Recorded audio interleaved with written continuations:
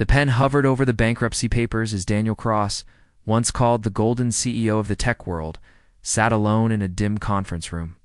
His hand trembled. Everything he had built over 12 long years, gone, with just one signature. The weight of failure pressed so heavily on his chest that he could barely breathe. But before the ink touched the paper, a tiny voice behind him said, "Sir, I think you missed this number." Daniel froze. He didn't know it yet, but those 7 words spoken by a 5-year-old girl who had no idea what bankruptcy even meant would change the course of his life. Daniel had never planned to become a CEO.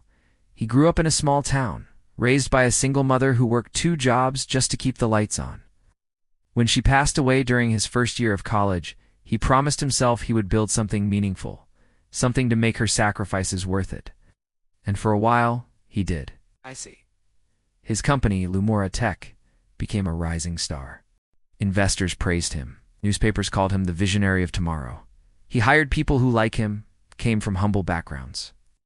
He created scholarships, funded free coding schools for kids, and offered paid internships for students who couldn't afford experience. But one mistake changed everything. A trusted partner embezzled millions from the company, leaving Lumora Tech bleeding. Deals collapsed. Employees panicked. The media tore him apart. For months, Daniel tried to save the company alone, sleeping in the office, skipping meals, and ignoring his health. Until this day, when he had no choice left but to sign the bankruptcy papers. As he sat in the silent conference room, the only light came from the hallway. And suddenly a little girl walked in, pushing the door open with both hands. She wore pink sneakers, a small backpack shaped like a teddy bear, and her hair was tied in messy pigtails. Daniel recognized her instantly. She was Lily, his receptionist's daughter. Her mother, Emma, had no one to look after her today, so she brought Lily to work. Daniel cleared his throat. "Lily, sweetheart, shouldn't be here." But Lily ignored him. She walked around the table with the confidence of someone who believes adults always make silly mistakes. Her eyes landed on the spreadsheet lying beside the bankruptcy papers. Numbers everywhere, red lines, losses. She pointed with her tiny finger. "You missed this number," she said, tapping one corner of the paper. Daniel blinked. "What do you mean?" She leaned closer and said, "My teacher says if you don't count all the numbers, the answer is wrong." He almost smiled. But then he saw something that wiped the exhaustion from his face. At the bottom of the sheet, half hidden under another document, was a line item he rarely checked anymore.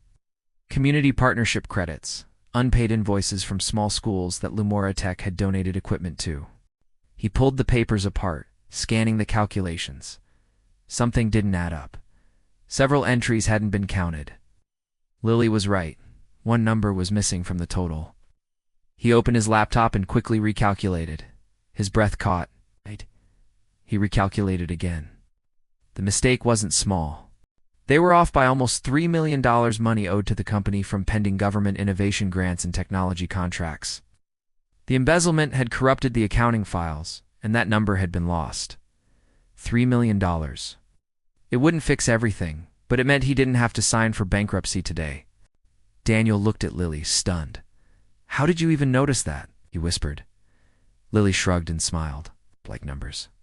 Mommy says my brain is wiggly when I see them." Daniel laughed for the first time in months.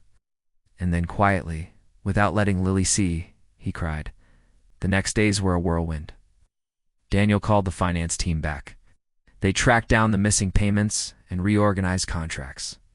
He reached out to new investors, showing them honest numbers instead of the bleeding ones he thought were accurate.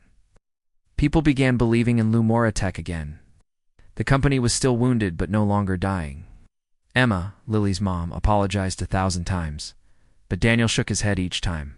"She didn't walk in," he said softly. "You'd be helping me pack my office right now." He gave Lily a small desk of her own next to the receptionist, decorated with crayons and number puzzles. Her name tag read, Junior Chief Number Finder. Months later, Daniel stood on stage at an award ceremony, accepting the Innovation Recovery Award. He saw Lily in the front row, swinging her legs. He smiled and said, "This award doesn't belong to me. It belongs to the little girl who reminded me that sometimes the smallest details and the smallest voices carry the biggest answers." The audience applauded. He continued, "In life, We're so busy fighting giants that we forget to listen to the whispers. And sometimes, he added, the miracle you need comes in the shape of a 5-year-old with pink sneakers. Lumoratech flourished again. Not because of wealth or fame, but because Daniel rebuilt it with gratitude instead of fear. And he made a new rule in the company. Always double-check the numbers, and always listen to the smallest voice in the room. Daniel knew he would carry her words, "Sir, you missed this number," for the rest of his life.